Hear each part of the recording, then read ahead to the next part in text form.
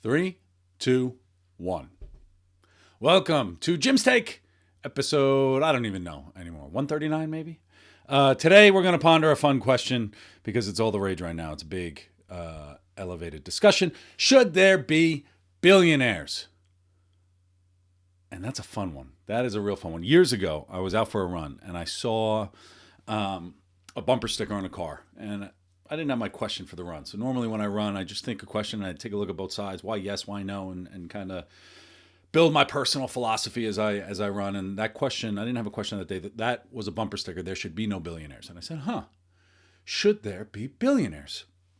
And I thought a lot about it. And I've asked this when I speak a lot, to the crowd, as you kind of get people to think about what they believe and why they believe it and why you can understand why someone would believe something different. And so that's where that question came from. And now I guess it's particularly relevant considering CEOs are being shot.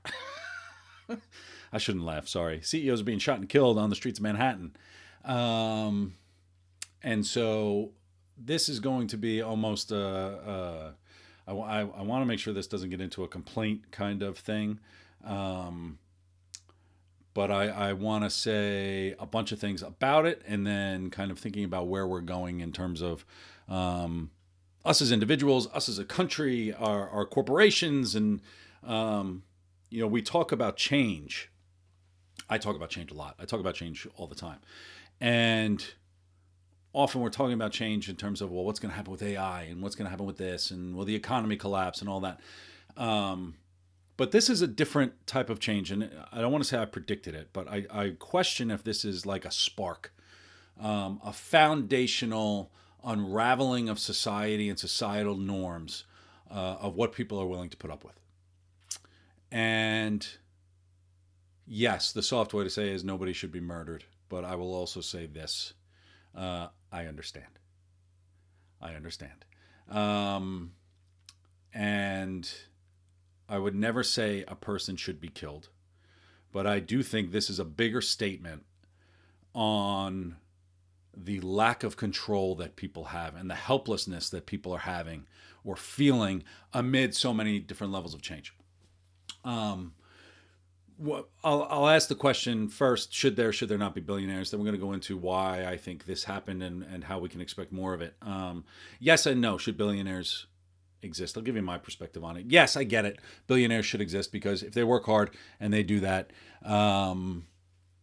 they should, they earn it, right? And if you are able to build it and do something that provides value and you get rewarded for it, yes, that's foundational to American psyche and it's foundational to capitalism and it's foundational to that. You do the work, you create something of value, and you are rewarded with $1 billion. However, that being said, $1 billion is an astounding amount of money. $100 million is an astounding amount of money. $10 million is an astounding amount of money. And is there this kind of secret economy of manipulation behind how people make their types of money? Is there a negative component? I mean, we can talk about inequality and who's to say what you're supposed to do with your money, right? So these are like the two different sides. Do you really deserve $1 billion? What should you do with that money? And do other people get to dictate what that is? I mean, should you give it to kids with cancer? Should you give it to poor people? Should you give it to, whatever? Should you use that money to have events to raise more money for people in need and all that? So who cares? So that's it. But this is not a billionaire discussion. What we need to question in terms of this ultra wealth, there's an astounding amount of money in this country. And what the killing of the CEO says to me is that capitalism has reached this type of point where unchecked, fervent capitalism has now started to erode the foundational hierarchy of needs, the basis of hierarchy of needs that many people can expect or they come to expect in this country. Water, some would argue, is a human right. Yet the CEO of Nestle disagrees. And you say, what the hell is that? right? Why are we profiting? Why am I paying $6 for a bottle of water at a sporting event? Unchecked capitalism. It's just water. You can't bring in a water bottle, but I have to pay for your ridiculous amounts of water. Water is now no longer a human right. Food, no longer a human right, and it's also being bastardized in this country in a real disgusting type of way, where now we're paying exorbitant amounts of money through healthcare for people to use weight loss drugs when we've kind of bastardized the food system. So water and food are kind of out the door. Shelter is no longer guaranteed because housing is just so unaffordable. And now just foundational health. People have been denied. And I went straight to the comments when I saw that the CEO got killed. I went straight to the comments and I saw partly where I wanted to connect with it because I wanted someone to say what I felt. And, the comments, as crass as they may have been, to say, I had hopes and prayers for the family, but my insurance company denied them. And this is a major, it's so blunt. But when you sit there and you pay thousands of dollars a year for healthcare, health insurance and healthcare, right? Because now they're synonymous. It's not insurance. Health insurance is now your access to get healthcare, to be denied. Everyone has a story of how they're not getting the healthcare that they need. And I mean, in my house, right? My doctor tells me I need a heart scan because I'm going to have a heart attack. He told me. My doctor told me that. The insurance company denied it because a nurse says she doesn't think it's necessary. And you're like, all right. And I finished my phone call with them saying, I hope I don't die, right? I hope I don't die. I can't get my heart scan. Fascinating in this country. I could pay for it. I could pay thousands of dollars out of pocket on top of the other stuff. My son's got severe asthma. Can't get the medicine because they changed the name of it. And even though there's generic versions, but the insurance company won't pay for it because it's not in their system as the new thing. And so he doesn't get his medicine. And you're like, what the hell is this? Right? Just give the people the medicine that they actually need. And I don't know how we got down this path. Well, I do know how we got down this path, right? We've privatized a lot of things, which is a different type of discussion. Should it be private? Should it be public? I have zero faith that the government's going to be able to provide a good healthcare system on their own anyway. So that's kind of the one validation for why there should be some kind of privatized healthcare system, because government screws everything up to begin with. But when we take a look at how government has failed people, where we take a look at hierarchy of needs, there is no check and balance right now. And when I think about it from a human perspective, we're giving our lives to work. We're working crazy hours. We got a nice little blip with COVID of some kind of flexibility that's being taken away. We're being denied our health care. We're being kicked out of homes or not able to access a home. The food's out of control, right? What can you eat? Can't you eat? And you're paying out the nose for water and everything else. So go to Flint, you can't even drink the water. And so now we've lost, hierarchy of needs, fundamental basis. And at what point do people just snap? And this is when we talk about how are people dealing with change and how do you kind of respond to change and do this type of stuff. This is a massive getting hit from every aspect of life, because you're then sacrificing all this time for work to work extra hard and work extra hours. You're just going to get laid off anyway. Because people feel it coming around the bend, right? And we're going to say, well, we really only need 20% of our workforce, so sorry, but thank you. And so then what do you do? Where this land of opportunity, this theory of America has what everyone wishes, and we do. We have so much luxury, and we have so much freedom, and we have so much to do whatever it is we want to do. But when you start to question what that means and what's relevant, right? You could buy whatever cheap crap you want, but the foundational needs of life aren't being met. Who cares if you have a pair of Nikes, right? You're going to look very nice in a coffin with your pair of Nikes. It doesn't matter. And I'm also going to go into how do we kind of manifest this as an individual, and how do you kind of change your perspective on this. But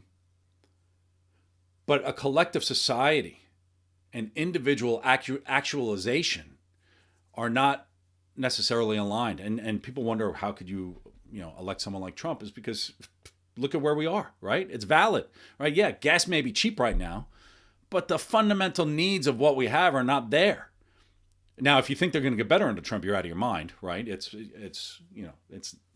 that leads into the next question of who do we wish to be as a country? Technology, social media have given people voices that probably shouldn't have voices. We've undermined democracy in this country, and I would say that Trump did that because we don't believe in the democratic process anymore. We don't believe that we don't believe that anything's true anymore. And there are real issues facing families and humans. Healthcare is a big part of it.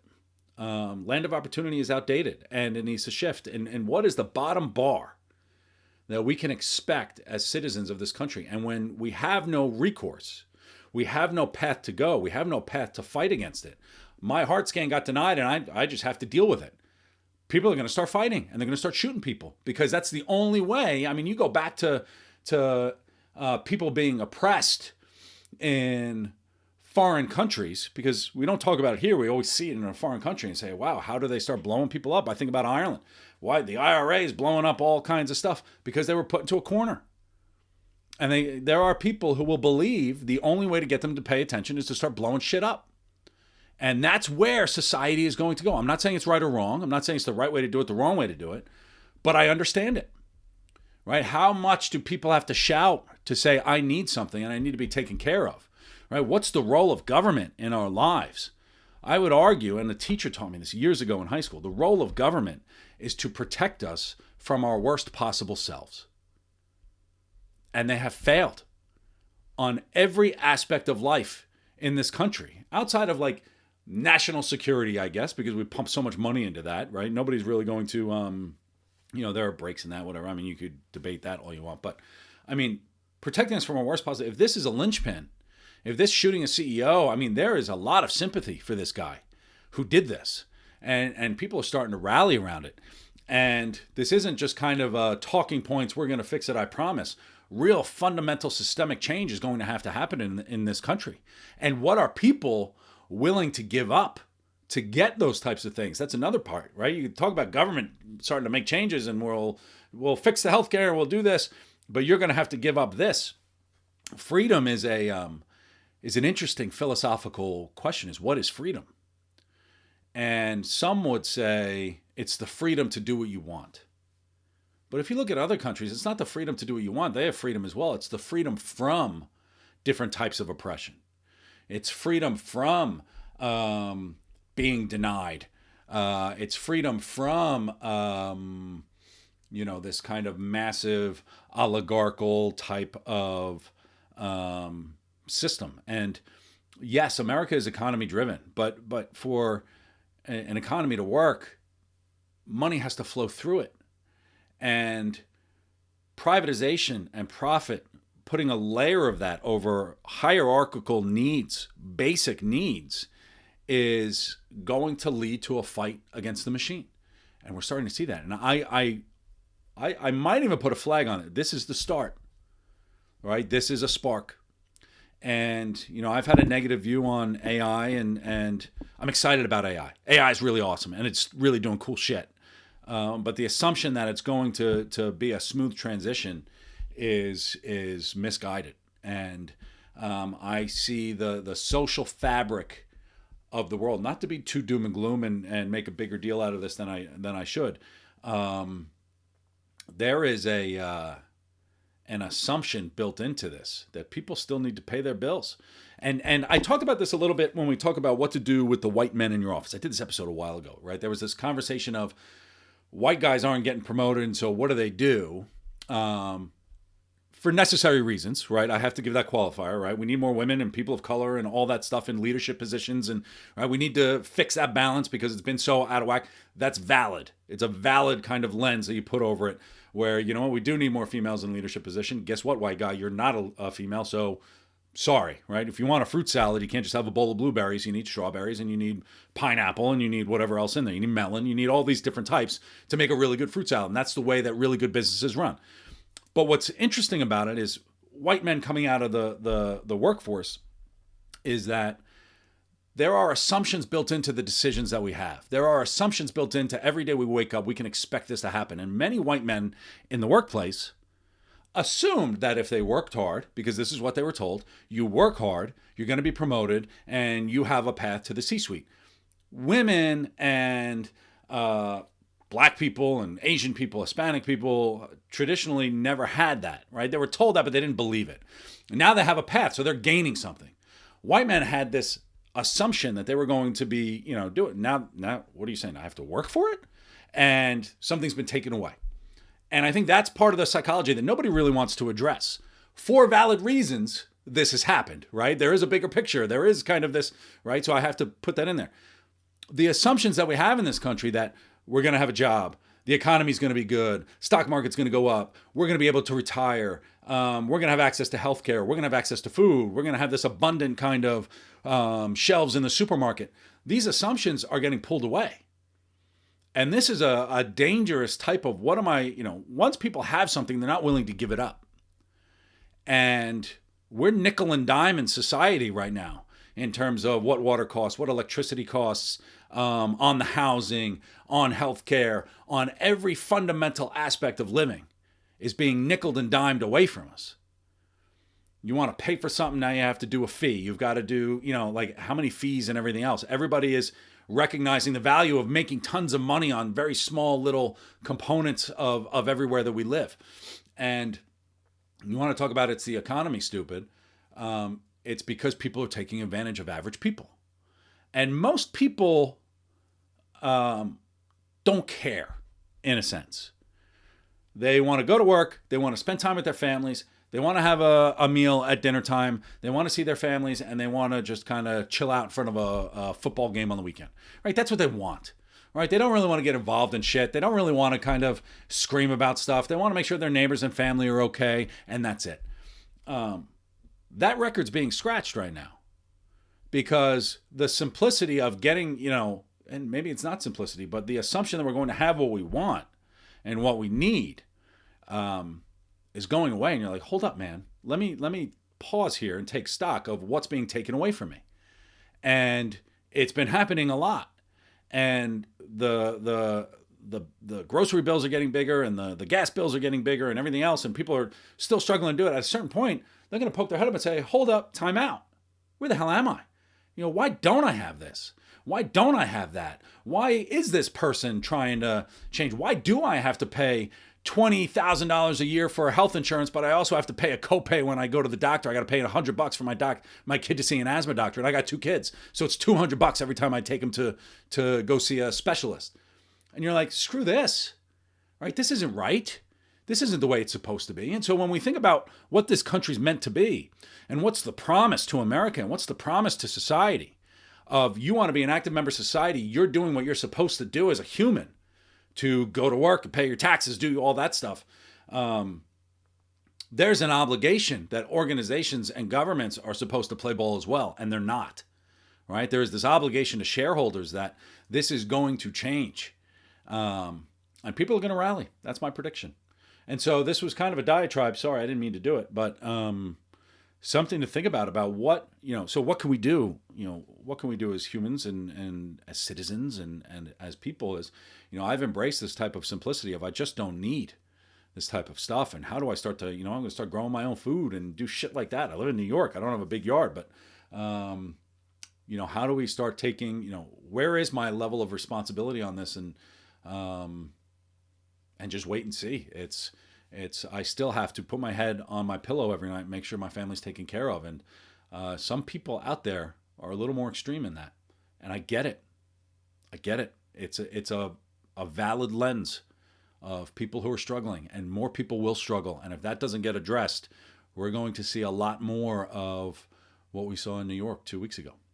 And so shouldn't there be billionaires? I get it, right? Philosophically, in theory, yeah. Probably. And no, probably, right? There's kind of this different things, but we need to start having opinions and rallying for what's important for us. And, what are we sacrificing and allowing to happen to us? What are we just putting up with? Because that's just the way that it is. And I don't know. It's time for a little personal responsibility, I guess. But anyway, something to think about. And maybe one day I'll write the American Manifesto on the way things should be, on the way that we should have things. We are humans, and humans need a lot of things, and we're not quite meeting that for people. And the human component of all of this change, if it's not met, is going to lead to problems. So anyway, have a good week. On that note, have a good week. CEO still calling me. I'm happy to work with you, right? I love you. But please let's do things in a productive way, right? We're all human beings, and we can take care of each other. And privatization and profit, what's enough profit? Maybe that's the next question. What's enough profit? How do we recognize that we've done enough? How do we pull an Arizona iced tea and say, you know what, it's been 99 cents for 40 years. Let's just keep it that way. And it's a valid question. So anyway, have a good week. I'll talk to everybody soon. And yeah, thanks for listening.